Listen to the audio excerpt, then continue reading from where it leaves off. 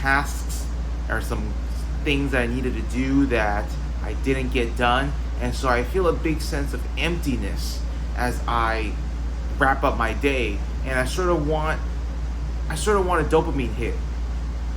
I want something like, oh great, this sort of makes up for my shitty day, so I go to food. And it's to the point where I'm eating like 3-4 cucumbers a night, a bunch of cauliflower rice, foods that aren't really gonna make you fat, but I eat them in such large quantities. I'm talking like 3-4 pounds of food a night, that it ends up bloating me, and the next day I skip breakfast, and that's how the binge cycle starts.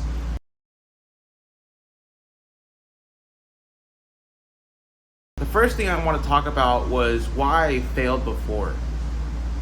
Before, I thought it was only calories in and calories out, so I was trying to get away with eating the most tasty foods that I possibly could within my calories.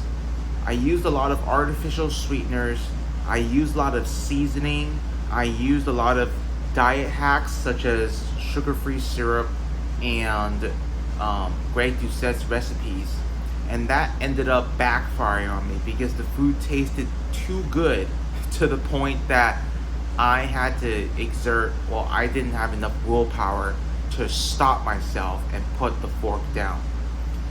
Now, the way I counter that is by eating foods that are bland. I season my foods. Actually, I don't season my foods. I just throw them into the Instapot and just eat them completely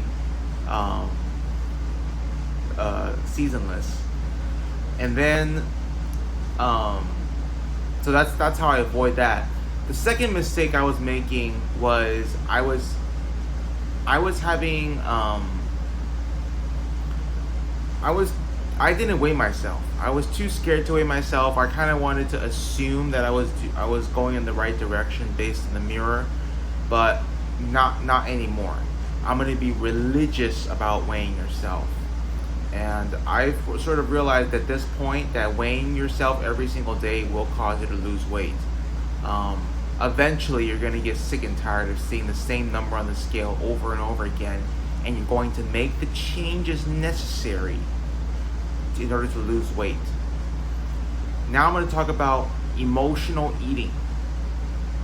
Now, the issue with emotional eating is, especially at night, during this time actually, I tend to want to eat in order to make myself fall asleep or make myself feel better. Sometimes I feel a little bit hungry, or actually I feel a little bit bored, and I feel like my day wasn't complete.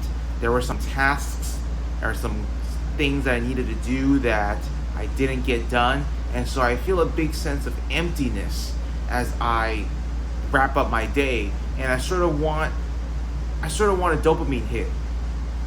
I want something like, oh great, this sort of makes up for my shitty day, so I go to food. And it's to the point where I'm eating like 3-4 cucumbers a night, a bunch of cauliflower rice, foods that aren't really gonna make you fat, but I eat them in such large quantities. I'm talking like 3-4 pounds of food a night, that it ends up bloating me, and the next day I skip breakfast, and that's how the binge cycle starts. So I'm gonna work on fixing my sleep schedule, and that's gonna be how I counter emotional eating. Because I know that the majority of my binge eating occurs at night, I'm going to focus on that and try to sleep a little bit earlier, so that I'm already sleeping by the time those binge urges, those emotional eating urges arrive. Number 4, I might hire a coach just to make sure that I'm not too low in calories. Now, I know what you're thinking, that's a little bit counterintuitive. You're trying to lose weight. What are you talking about too low in calories? Well, when I'm too low in calories, I get really hungry, and my mood suffers, and my attitude becomes really poor. When I have a poor attitude, my physique goes down with it, because I start losing faith in the process. I start getting discouraged. What is the point of all this? Well, I don't quite say what is the point of all this. I say,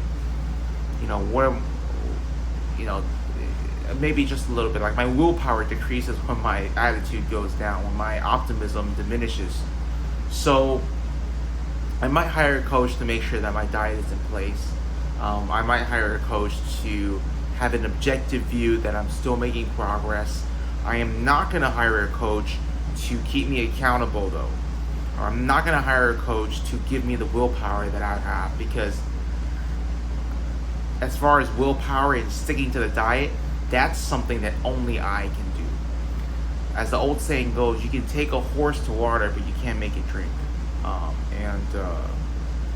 This is ultimately my journey. And even if I do hire a coach, I don't expect him to do any of the heavy lifting for me. This is going to be a purely self endeavor.